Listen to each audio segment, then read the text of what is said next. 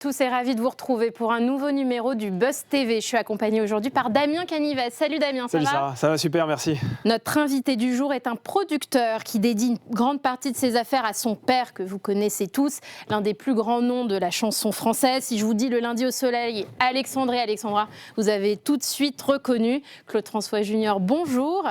Bonjour Sarah. Après Bonjour, les films, la comédie musicale autour de votre père Claude François, vous proposez une expérience inédite aux fans, une croisière 100% Claude François. Ça se passe du 6 au 13 octobre prochain à bord du Costa Toscana, oui je l'ai bien dit, qui passera franchement des endroits pas mal, hein. Barcelone, Ibiza, Palerme, Rome. Et alors l'idée c'est quoi ? Qu'est-ce qui va se passer à bord de ce bateau ?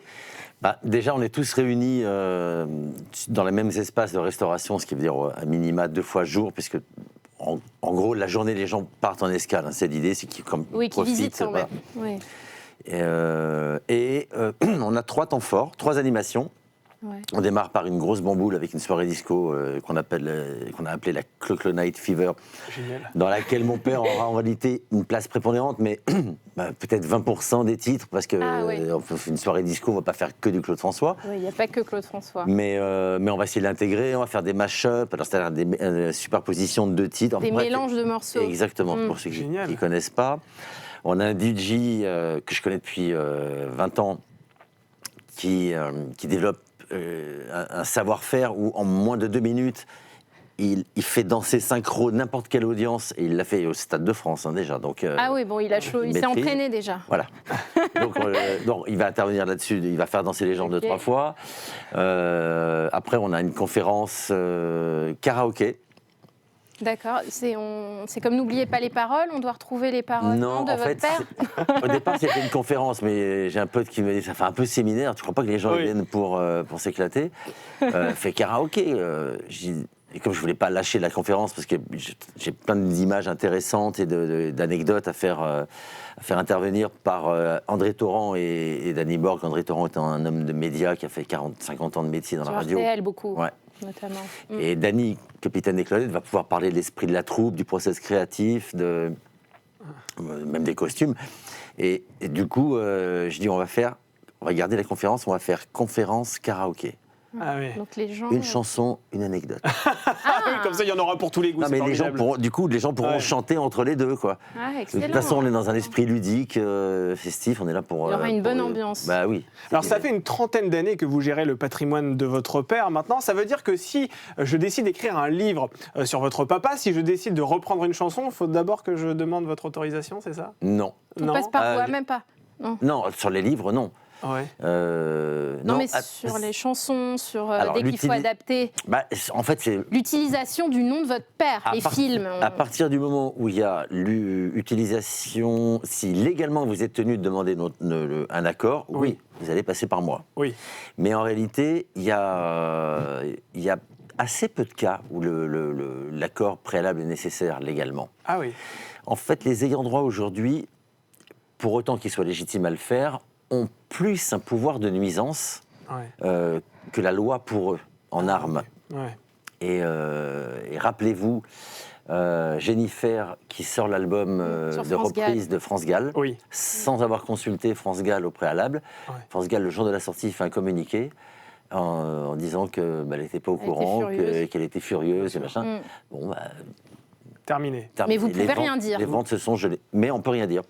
Non, mais je dis ça en référence à Pokora qui l'a pas fait. Il l'a pas fait pour se prémunir d'un pouvoir de nuisance, mais bien évidemment qu'après cette expérience, on est plus enclin, parce que ça demande beaucoup de travail, puis un investissement personnel. On est plus enclin à aller voir les ayants droit pour être sûr qu'ils sont favorables au projet. Bien sûr. Et donc voilà, on intervient plus en accompagnement en réalité qu'en mode oui-non. Ok.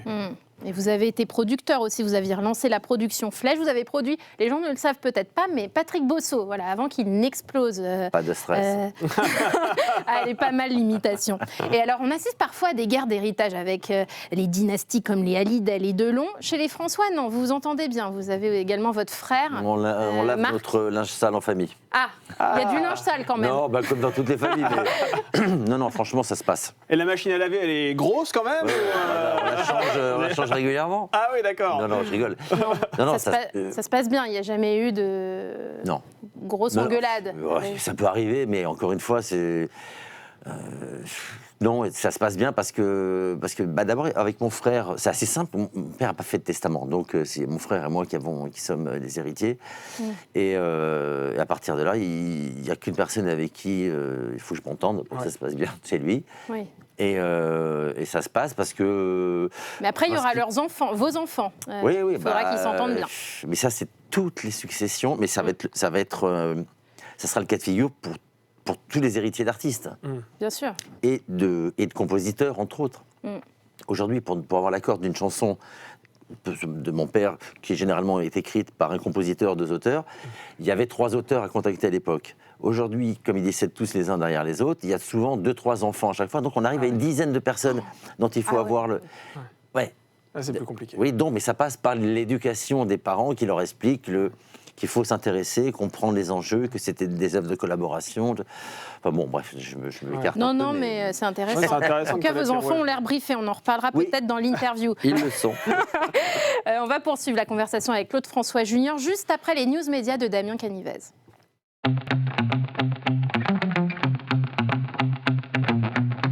On commence, Damien, ces infos avec l'identité de celui qui remplacera Thomas Hill sur Europe 1. Oui, l'animateur de Culture Média sur Europe 1 s'absentera du 15 au 19 avril pour s'offrir des vacances bien méritées. Et ce lundi, la station a officialisé le nom de celui qui assurera l'intérim. Et il s'agit de Jean-Pierre Foucault. Oui, Jean-Pierre Foucault, vieux routier des ondes qui connaît bien Europe 1 puisqu'il y a animé pour la première fois une émission en 1967. Alors, est-ce que ce remplacement marque le retour durable de Jean-Pierre Foucault dans les médias? Pas du tout. À la suite de ces quelques jours, il a bien l'intention de regagner son domicile situé dans un endroit paradisiaque à Carry-le-Rouet, pas très loin de Marseille, et de remonter sur Paris de temps en temps pour animer le tirage de la Française des Jeux, ainsi que l'élection Miss France aussi, vous le savez, dont il tire les rênes une fois par an. Il pourrait lui mettre un studio à Carry-le-Rouet, avec un cigare et tout. Peut-être que ça va être le projet, bien sûr. Alors, votre père Claude François était une star de la chanson, mais aussi des médias. Il était invité de toutes les émissions à l'époque, de Daniel Gilbert, en passant par Michel Drucker. Est-ce que vous les voyez défiler à la maison? Est-ce que vous avez des souvenirs avec ces stars de la télé? Michel Drucker, par exemple. Je crois qu'il y a un lien particulièrement fort. Michel, c'est un des plus fidèles qui s'est toujours intéressé, qui a toujours pris des nouvelles, toujours en fait. Même 10 ans après la disparition de mon père, où ma mère, ma famille n'avait plus beaucoup de nouvelles des autres. Lui, il était toujours là à prendre des nouvelles. Il faut dire qu'il était présent, enfin, il est quelque part lié à la disparition, puisqu'il l'attendait sur un plateau, le jour où votre père s'est éteint. Ils étaient amis au-delà de ça. Et puis, pardon. Je pense qu'il a dû être marqué par la disparition. Ils avaient des projets ensemble. Mon père était toujours à 200 à l'heure, mais ils avaient déjà fait ensemble avec Le Chœur, qui était une émission qu'ils avaient co-animée ensemble, qui avait été coécrite, je crois même. Et ils voulaient continuer à faire des shows, notamment avec Michel. Et la notoriété, pour vous, c'est un poison ou c'est quelque chose de bénéfique? Je dirais plus... c'est plus handicapant qu'autre chose. Plus handicapant qu'autre chose. Bon, à part pour avoir une table au restaurant, Claude François, ça marche mieux que Pierre Dupont, mais... Mais il doit penser que c'est une plaisanterie, non? Il doit y avoir des situations amusantes, non, quand vous réservez... C'est pour ça que je vais toujours dans le même restaurant. Ah, d'accord. Ça vous est déjà arrivé, ceci dit, quelqu'un qui doute de votre identité parce que vous vous présentez comme Claude François? Bien sûr. Ça arrive tous les jours? Non, pas tous les jours, mais ça arrive de temps en temps. Mais quand il y a une secrétaire, en général, entre celui que je veux appeler et qui ne me connaît pas, ou qui... Voilà. Elle pense à une plaisanterie. Ça surprend. Ouais. Surtout que des Claude François, il doit y en avoir beaucoup dans le pays. Il y en a plein le beau temps. Ouais. Alors moins depuis la notoriété de mon père. Oui, les gens plus gaffe, mais enfin Claude François, mais des François en tout cas c'est très commun. C'est commun, bien sûr. On termine, Damien, avec un policier très médiatique qui rejoint la liste de Jordan Bardella. Oui, son nom ne vous dit peut-être rien, mais nul doute que vous avez déjà croisé son visage à la télévision. Mathieu Vallée, ex-porte-parole du syndicat indépendant des commissaires de police, rejoint la liste du Rassemblement national de Jordan Bardella pour les élections européennes. Alors ce ralliement n'est en rien une surprise, puisqu'en novembre dernier, le Canard enchaîné avait révélé que le candidat aux européennes avait approché l'ancien policier. Et selon le rolling IFOP fiducial pour Le Figaro, LCI et Sud Radio, la liste du parti de Marine Le Pen arrive en tête des intentions de vote avec 32%, loin devant la liste Renaissance qui ne cumule que 19%. La politique, ça vous intéresse? Non. Pas du tout. Non, bah, si, bien sûr que ça m'intéresse. Ouais. Mais je ne parle pas politique d'abord parce que je ne suis pas assez informé pour pouvoir réagir, puis c'est toujours compliqué. Mais c'est vrai qu'il y a un courant de réaction, en tout cas, qui est de manifestation, qui se dessine et sur lesquelles il faut être vigilant, quoi. Et votre papa, aujourd'hui, vous pensez qu'il aurait été plutôt de droite ou de gauche? Ah oui, chanteur de droite ou comme Sardou, un peu maintenant c'est le chanteur de droite. Et Claude François, il serait de droite avec la tête et de gauche avec le cœur. Ah oui, d'accord. Pas mal. Pas mal. Belle réponse. On passe tout de suite à l'interview du Buzz TV.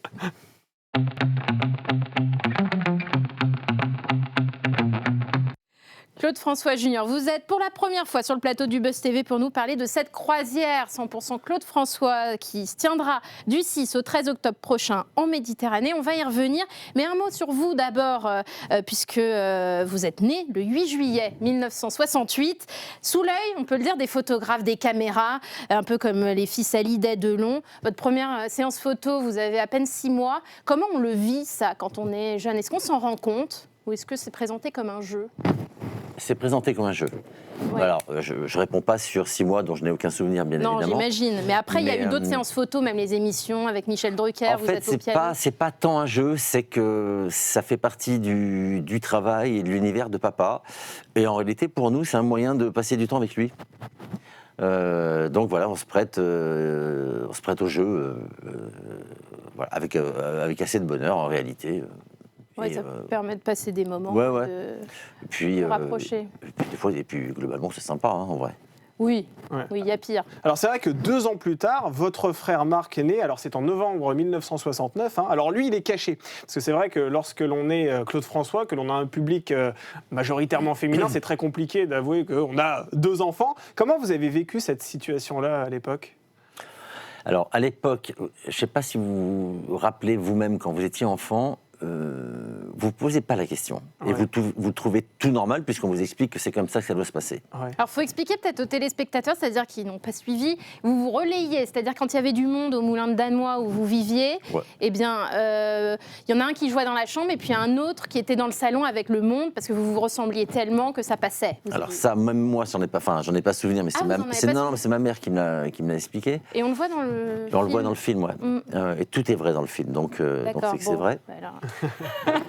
Et ça, vous avez pas, c'est marrant que vous n'ayez pas souvenir de ces scènes-là.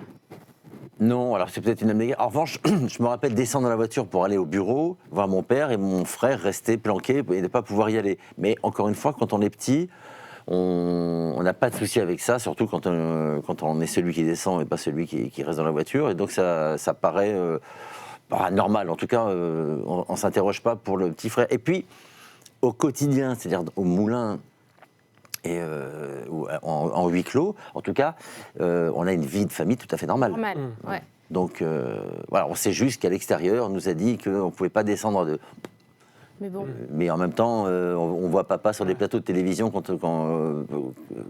donc il y a déjà tellement de choses qui ne sont pas normales qu'on fait comme on nous dit. Oui, vous vivez dans un environnement qui de toute façon n'est pas normal. Donc après, vous ne posez pas la question. Ce qu'il faut comprendre, c'est que mon père, à 17 ans, est expulsé avec toute sa famille d'Égypte. Il se retrouve à Monaco, une main devant, une main derrière. Ils étaient dans une bourgeoisie, une insouciance totale, où l'argent n'avait même pas de valeur. Ils allaient au marché, ils signaient des carnets. C'était la compagnie du canal de Suez qui paye. Et donc, il se retrouve dans une situation de précarité du jour au lendemain. Et cette passion qu'est la musique va lui permettre de refaire sa vie, retrouver une sécurité financière. Et donc, quand dans son entourage, on lui dit « Attention, 2 gamins, ça fait un peu pantoufle, tu risques de perdre ton public, mettre à mal ta carrière », ça le touche sur son point sensible. Et ça peut le rendre aveugle sur certaines de ses décisions. Et puis il sera révélé, Marc, en juillet 1975, quand il a 5 ans et demi. Parlons d'une autre date. Cette fois, c'est le 11 mars 1978. La France est absolument sous le choc. Je pense que tous les Français se rappellent de ce qu'il faisait le jour où votre père est décédé, électrocuté dans son appartement du boulevard Excellence à Paris. Vous êtes âgé d'à peine 10 ans. Comment vous le vivez? Comment vous l'apprenez d'abord? On l'apprend quelques jours après. Ah oui, pas le jour même. Non. Donc on parce coupait la radio. Oui, bien télé, sûr. En fait. Le jour même, on est dans le sud de la France déjà, parce qu'on vit là-bas. Donc on est rapatrié et on est chez Jean-Pierre et Brigitte Bourter, qui était le compositeur, l'ami de mon père. Et avec ma mère. Et il coupe la télé, il coupe la radio. Et on sent bien qu'il y a une... Alors, on nous dit, papa, il y a eu un accident à Paris. Donc on sait que c'est chaud. Mais on attend d'avoir des nouvelles. Et puis au bout de 3 jours, ils comprennent bien qu'à un moment donné, il faut nous le dire. Donc nous, on comprend qu'ils vont nous annoncer une mauvaise nouvelle. Vous réagissez comment à ce moment-là? On réagit, on n'intègre pas l'information. C'est-à-dire qu'elle rebondit. Ouais. Et on a une réaction avec un petit rire nerveux. Enfin, c'est très bizarre le comportement de protection, le système de protection que peuvent développer les enfants dans ces cas-là. Et en fait, l'impact va se faire sur la durée. Mais quand je dis la durée, c'est vraiment jusqu'à la fin de l'adolescence. Ah oui. Au moment où le père manque, on a besoin de référents. Alors j'ai eu un beau-père, mais ça remplace pas. C'est pas la même chose, même si c'est chouette, il y avait une belle relation. À l'école, on vous en parle forcément quand. Oui. Après, il y a le regard des autres, évidemment. C'est ça qui a dû être difficile. Oui, les émissions spéciales. Mais c'est pas tant. Bon, ça, on avait vécu avec de son vivant, donc qu'ils sont encore présents. On était même plutôt contents pour lui. Mais c'est quand c'est à l'âge où on se construit en tant qu'homme que ça manque. Mais vous étiez proche de votre père? Oui, sur le peu de temps où on était avec lui, parce que homme pressé, homme indisponible, accaparé par son travail, donc on le voyait, on le retrouvait sur les dates en tournée ou pendant les vacances à Paris, ou des fois on le retrouvait au bureau. Voilà, c'était toujours assez furtif, mais jusqu'au moment où on était dans l'appartement ou au moulin, où là, il baissait la garde et on se retrouvait sur des vrais moments. Mais pas beaucoup. Voilà. En revanche, c'était des moments de qualité. Et alors, 46 ans après sa disparition, le succès est phénoménal. 35 millions d'albums vendus depuis, soit autant que durant toute sa carrière, ce qui porte le chiffre de total de vente à 70 millions. Rien qu'en 2023, 65 millions de streams. Il y a eu 2 longs métrages, on s'en souvient, même le cultissime Podium de Yann Moix, qui avait 3,5 millions d'entrées à l'époque. Il y a toujours... 4,6 millions avec la Belgique et la Suisse. Ah oui, on les oublie, nos amis belges et suisses. Oui, c'est vrai. C'est vrai qu'il ne faut pas les oublier. Et puis, il y a toujours 2 fan clubs actifs, ça c'est dingue. Comment vous expliquez comme ça? C'est rare, Et 2 titres, alors des remixes, mais 2 titres classés dans le classement officiel des clubs l'année dernière. Oui, Alexandrie numéro 1 en septembre dernier. Ah ouais. 46 ans. 46 ans après. C'est incroyable. Ouais. Il l'aurait imaginé, ça, votre père, vous croyez? Mais qui aurait pu l'imaginer? Personne n'aurait pu l'imaginer. même pas vous. Et un mot aussi sur le tube, comme d'habitude, aussi, qui est la chanson française la plus exportée au monde, connue aussi sous le nom de My Way. Frank Sinatra, Nina Simone, Paul Anka, Rulio, tous les plus grands l'ont reprise. C'est une chanson qui est écrite... Jay-Z Jay-Z aussi l'a repris. Ah, mais je ne connais pas cette version, il y a plein de versions que les gens ne connaissent pas sur My Way. En fait, Jay-Z, c'est une œuvre de... Il a intégré My Way dans une nouvelle chanson. Ah oui. Mais ça s'appelle I Did It My Way. Ah, pas mal. Bon, j'irai l'écouter. Et il paraît qu'il n'y a pas une minute où la chanson n'est pas jouée. C'est au même titre que Let It Be et Yesterday. Ouais, exactement. Qu'est-ce que ça vous fait, vous? Je crois que pour la petite histoire, ce qui est drôle, c'est que c'est Xavier Niel qui possède les droits. Vous avez revendu, c'est ça, les droits? Ouais, j'ai revendu une partie. Enfin, une partie que j'avais sur le catalogue éditorial que j'ai hérité de mon père, mais... et Xavier Niel est, de mémoire, est un des 10 investisseurs. En fait, il n'est pas... Ah d'accord, il n'est pas le seul... D'accord. Il l'a fait dans le cadre d'un investissement. Et c'est piloté par un groupe indépendant français qui gère aussi le catalogue en France des Daft Punk, qui est de plein d'artistes, des mots qui sont très sérieux, très implantés aux États-Unis, qui font ça très bien. Voilà. Et c'est vrai qu'aujourd'hui, voilà, vous êtes l'héritier de Claude François. Avec mon frère. Avec votre frère, exactement. Et vous vivez de quoi aujourd'hui? Vous vivez essentiellement de l'héritage de votre papa? Ouais. Enfin, en backup, oui. Oui. C'est-à-dire que si je peux m'arrêter de bosser... Vous avez de quoi vivre, tous les deux. Avec les droits, ouais. Pendant combien de vies? À condition que les droits soient aussi protégés, aussi utilisés. Mais l'air de rien, c'est My Way dépasse de loin Claude François, en fait, en termes de droits. Ben oui. Parce que la chanson... Il aurait même fait que ça suffisait pour l'impact vivre. international, ouais. My Way, c'est colossal. Ça rapporte combien par an? Non, on ne parle pas d'argent, c'est vulgaire. Non, pas chez nous, vous savez. C'est vrai. Non, c'est un chiffre à 6 zéros. Mais c'est la chanson française la plus exportée, enfin la plus utilisée, la plus diffusée dans le monde, en tout cas. Ouais. La mélodie. Donc c'est normal. Puis il y a les pubs, mais au-delà de ça, c'est une chanson c'est une chanson testament qui est la chanson la plus utilisée dans les cérémonies funéraires. C'est une chanson qui a fait l'objet d'un dossier à la police aux Philippines parce qu'il y a 6 mecs qui se sont fait buter parce qu'ils chantaient mal My Way de Sinatra dans les karaokés. Enfin, elle rentre dans le quotidien, dans la société, dans le monde. Partout, cette chanson, c'est un phénomène en fait. Et alors vous êtes papa de 5 enfants, 3 filles et 2 garçons. Eux, comment vivent-ils cet héritage? On a brièvement parlé en introduction, vous essayez de leur transmettre la manière dont il faut gérer cet après? Alors ça c'est quand ils me posent des questions. C'est venu dernièrement parce que les derniers enfants ont maintenant 17 et 19 ans. Et de temps en temps, quand ils sont réunis avec leur sœur, ils posent des questions et tout. Et puis donc j'ai senti qu'en fait, ils n'avaient pas du tout la même lecture, tous. Et puis j'en ai une qui s'est distinguée par rapport aux autres, une de mes filles, pour le coup, qui est intéressée par ce métier, qui le fait d'ailleurs, depuis 3 ans maintenant. Qu'est-ce qu'elle fait comme métier? En fait, elle a intégré le copyright, le service copyright et redevance chez Warner Chappell Publishing, qui fait partie des 3 plus gros groupes de publishing au monde. Elle est en France.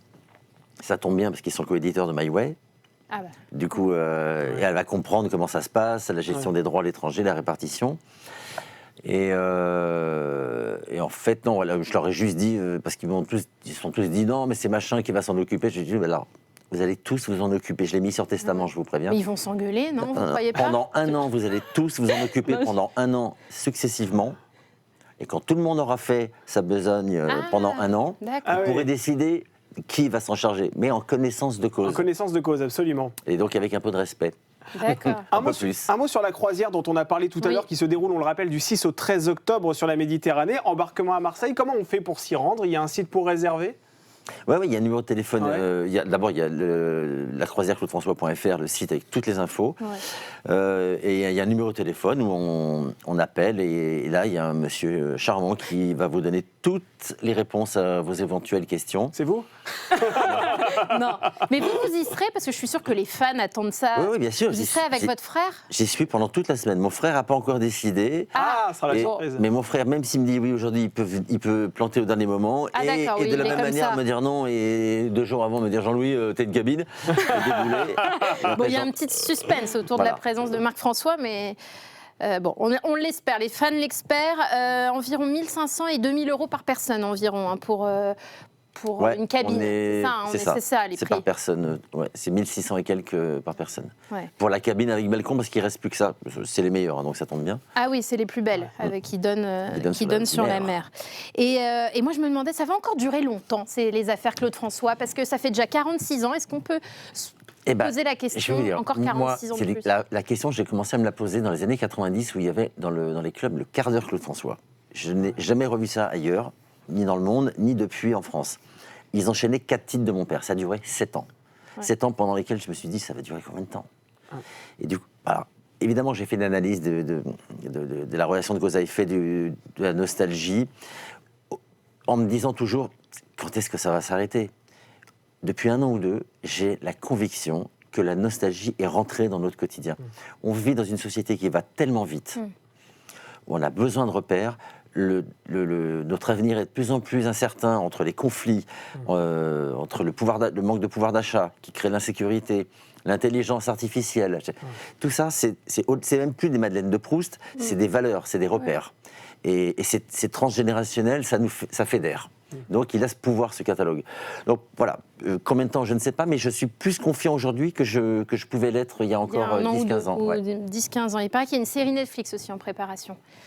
C'est vrai ou c'est faux? Vieux projets, ils sont exigeants en contenu exclusif, ce que je peux comprendre. Donc, si on s'entend, tant mieux, sinon... Ils vous demandent des secrets de famille, c'est ça quand vous dites? Non, c'est pas des secrets de famille, ils veulent des éléments exclusifs audiovisuels. Ah oui. Mais 46 ans après, on ne peut pas les inventer, toujours. Oui. Donc, en revanche, il y a des images quand même, et puis il y a de l'audio.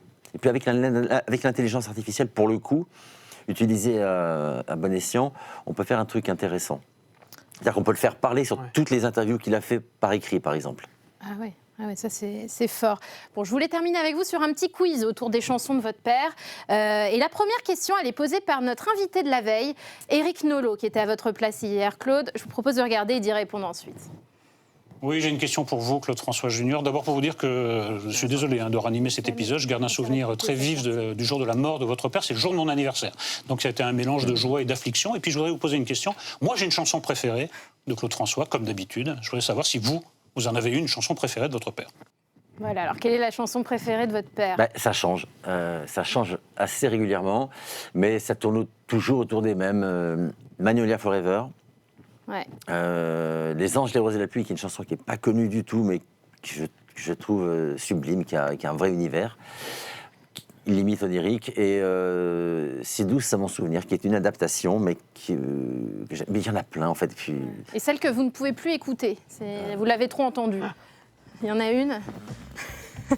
Ouais, mais c'est des chansons que j'ai jamais trop aimées de toute façon. Puis il y en a tellement de bonnes que je me concentre plus sur celles que j'aime redécouvrir d'ailleurs. Merci Claude François Junior. Je rappelle la tournée Claude François, enfin sur la croisière plutôt. Il faut réserver, parce que ça se remplit vite du 6 au 13 octobre 2024. C'est à bord du Costa Toscana en Méditerranée.